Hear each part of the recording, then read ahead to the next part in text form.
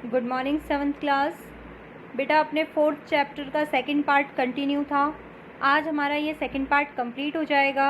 हमने यहाँ तक पढ़ लिया था कि जो हमारे काइंड ओल्ड जो पति पत्नी थे, जो कपल थे, वह जो है वह हमेशा अच्छा व्यवहार रखते हैं उस दुष्ट पति पत्नी के प्रति, जबकि उन दुष्ट पति पत्नी ने उनके प्यारे डॉग म्यूको को मार डाला था। उसके बाद मारने के बाद भी जब वह उस म्यूको ने उन्हें सपने में आकर पेस्ट्री बनाने की, चक्की बनाने के लिए और मोर्टर के लिए कहा, तो वह दुष्ट पति पत्नी वह भी उनसे उधार मांग के ले जाते हैं, उसे भी काट कर ईंधन में जला देते हैं। लेकिन इसके बाद भी जो है वह काइंड ओल्ड पति पत्नी जो थे वह उन दुष्ट पति पत्नी से कुछ नहीं कहते हैं।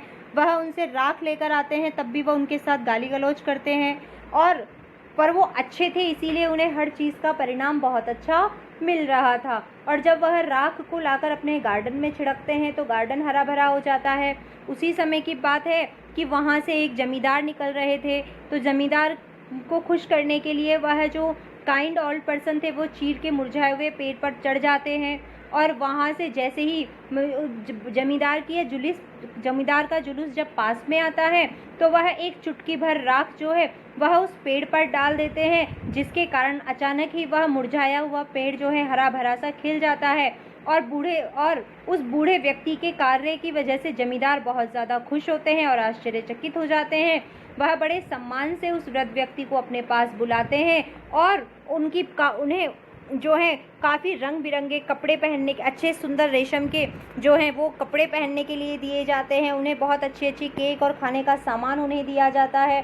स्पंज केक दी जाती है, पंखे भी दिए जाते हैं, और तो और उस वृद्ध व्यक्ति को जमींदार के द्वारा अपने किले में आने का आमंत्रण भी दिया जाता है, जिससे वह वृद्ध व्यक्ति बहुत खुश होते हैं और वह अपनी खुशी को अपनी पत्नी के साथ बांटने के लिए अपने घर चले जाते हैं। अब यहाँ देखिए, ये चीज़ तो हुई उनकी काइंडनेस की वजह से, लेकिन जो वो ग्रीडी पड़ोसी थे, वो जो लालची पति पत्नी थे, जैसे ही वो इस बारे में सुनते हैं कि उस राख को जब उन्होंने इस प्रकार से पेड़ पर डाला तो वो पेड़ हरा भरा हो गया, और गांव के जमींदार बहुत प्रसन्न हुए।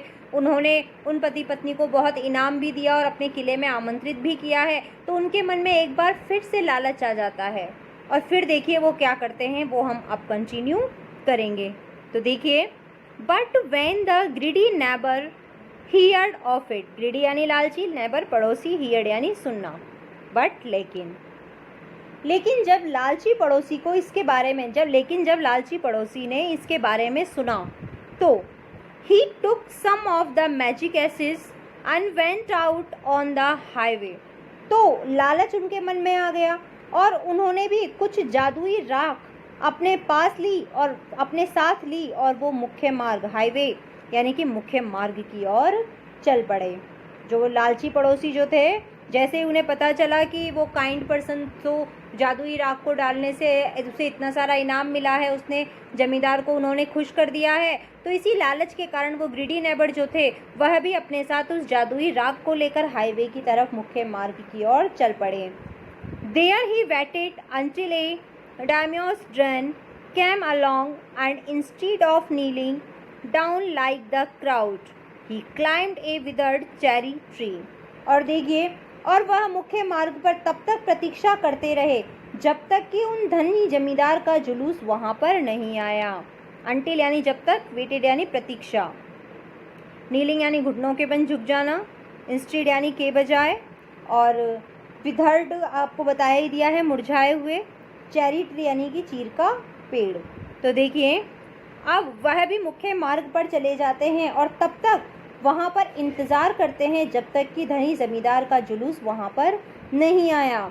और उसके बाद देखिए, जैसे ही धनी जमींदार का जुलूस उस मुख्य मार्ग तक पहुँचा तो सभी लोग घुटनों के बल झुक गए, लेकिन उस भीड़ की तरह वह लालची जो पड़ोसी थे वह घुटनों के बल झुकने की बजाय वहाँ पर जो एक मुरझाया हुआ चेरी का पेड़ था वह उस पेड़ पर चढ़ गया। क्लाइम्ड यानी चढ़ गए।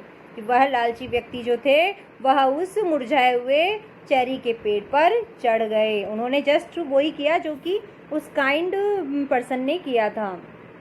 सो देखिए आगे क्या होता है। When the daimyo himself was almost directly under him. He threw a handful of ashes over the tree, which did not change a particle. अब यहाँ देखिए, जब धनी जमींदार स्वयं उस पेड़ के नीचे पहुंचे, जैसे ही उनका जो जुलूस था वो जस्ट डायरेक्टली उस पेड़ के नीचे पहुंचे, जिस पेड़ पर वह व्यक्ति बैठे हुए थे, तो उस लालची व्यक्ति ने मुट्ठी भरकर राख उस पेड़ पर डाल दी।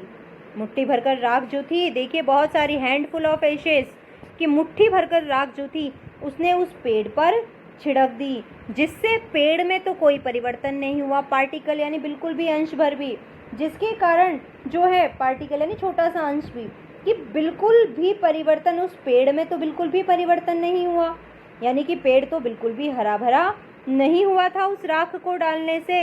लेकिन the wind blew the fine dust in the noses and eyes of the Damios and his wife. लेकिन हवा चल, विंड यानी हवा, ब्लू यानी बह रही थी, चल रही थी, डस्ट यानी धूल। तो देखिए, लेकिन हवा चलने के कारण, उस समय हवा चल रही थी, तो हवा के कारण जो वो राख थी वो जमींदार और उनकी जो पत्नी थी उनकी नाक और आँख में चली गई।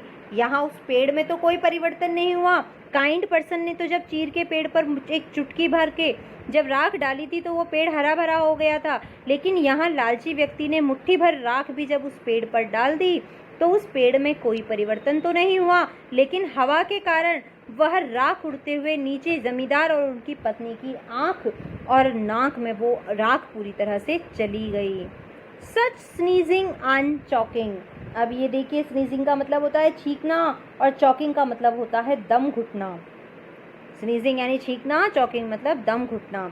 अब ये देखिए, अब उसके बाद जैसे ही वो राख इतनी ज़्यादा उनकी नाक और आँख में चली गई तो उन्हें बहुत सारी छींकें आई और बहुत ज़्यादा घुटन उन्हें महसूस होने लगी। अब वो इतनी बड़ा जुलूस निकाल रहे थे, लेकिन छींकने और दम घुटने के कारण उनका तो सारा जो खुशी थी वो पूरी तरह से बर्बाद हो गई थी। It spoiled all the pomp and dignity of procession. Spoiled यानी बर्बाद हो जाना, तबाह हो जाना, पॉम्प यानी शान, एंड डिग्निटी मतलब होता है गरिमा, मर्यादा। अब ये देखिए, अब इसके कारण, इतनी छींके चलने के कारण और दम घुटने के कारण जो इस जुलूस की जो सारी मर्यादा थी और शान जो थी वो पूरी तरीके से बर्बाद हो चुकी थी, बिगड़ चुकी थी। The man whose business it was to cry, get down on your knees, seized the old fool by the collar, dragged him from the tree, and tumbled him and his ash basket into the ditch by the road. अब यहाँ देखिए कि seized का मतलब है पकड़ना, dragged का मतलब है खींचना, घसीटना। ड्रैग का मतलब ऐसे होता है घसीटना, लेकिन यहाँ जोर से खींचने के लिए कहा गया है। तो देखिए, और उसके बाद एक वर्ड और आया है आपका टम्बल। टम्बल्ड का मतलब होता है लुढ़का देना या गिरा देना, और डिच का मतलब होता है गड्ढा। डिच का मतलब क्या होता है? गड्ढा।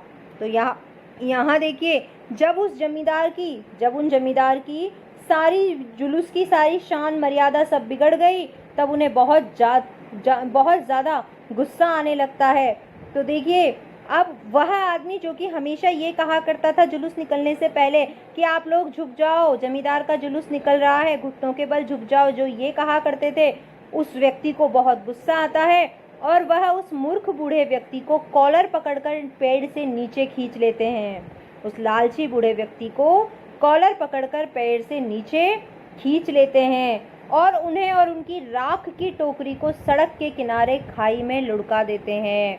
देखिए, लिखा हुआ है seized the old fool by the collar, कि उस मूर्ख, सीज्ड यानी पकड़ लेना, आपको बता ही दिया पहले ही मैंने। तो वह उन्हें कॉलर से पकड़कर उस पेड़ से खींचकर नीचे उतारते हैं उस मूर्ख व्यक्ति को, और इसके बाद उन्हें क्या करते हैं, उस लालची व्यक्ति के साथ साथ उनकी राख की टोकरी दोनों को ही ले जाकर जो है वो किनारे, सड़क के किनारे जो खाई बनी हुई थी उसमें उन्होंने लुढ़का दिया। Into the ditch by the road, सड़क के किनारे जो खाई बनी हुई थी उस खाई में उन दोनों को उन्होंने लुढ़का दिया। Then beating him soundly and left him for dead. Beating यानी होता है पीटना, और देखिए उसके बाद उसे बुरी तरह से पीटा गया। उस लालची व्यक्ति को बहुत बुरी तरीके से पीटा गया और उसे मरा हुआ समझकर वहीं पर छोड़ गए।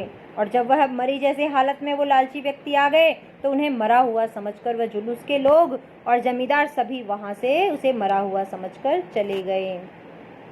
Thus the wicked old man died in the mud, but the kind friend of the dog dwelt in peace and plenty, and both he and his wife lived to a green old age. अब यहाँ देखिए, इस प्रकार वह दुष्ट बूढ़ा व्यक्ति जो था, विक्ड ओल्ड मैन यानी दुष्ट बूढ़ा व्यक्ति, डाइड इन द मड, उसी कीचड़ में ही मर गया। वहीं पर धीरे पो मरा हुआ, जितनी हालत में तो छोड़कर ही गए थे, कुछ समय बाद उसकी वहीं पर डेथ हो गई। तो इस प्रकार वह दुष्ट बूढ़ा व्यक्ति जो लालची व्यक्ति था वह वहीं कीचड़ में मर गया। वह तो वहीं कीचड़ में मर गया, लेकिन उस डॉग के जो दयालु मित्र, उनके स्वामी जो थे, वह पूरे जीवन अपने शांतिपूर्वक, पीस यानी शांति, प्लेंटी यहाँ मतलब है समृद्धता से भरा हुआ समृद्धशाली जीवन, जबकि वह काइंड जो पति पत्नी थे जिन्होंने उस डॉग को पाला था और उनके प्रति दया दिखाई थी, वह पूरे जीवन भर शांतिपूर्ण और समृद्धशाली तरीके से अपने जीवन को व्यतीत करते रहे। और उसके बाद साथ में वह और उनकी पत्नी भी जो है वह संतुष्टि पूर्वक जीवन जो है वो बुढ़ापे तक जीते रहे थे। इसी के साथ बेटा आप लोगों का ये चैप्टर ख़त्म होता है। नेक्स्ट डे हम लोग इस चैप्टर के क्वेश्चन आंसर्स करेंगे। जितने भी आपके मीनिंग्स हैं उसे आप अपनी कॉपी में कर लेना, चैप्टर को रिवाइज कर लेना। नेक्स्ट डे हम क्वेश्चन आंसर सॉल्व करेंगे।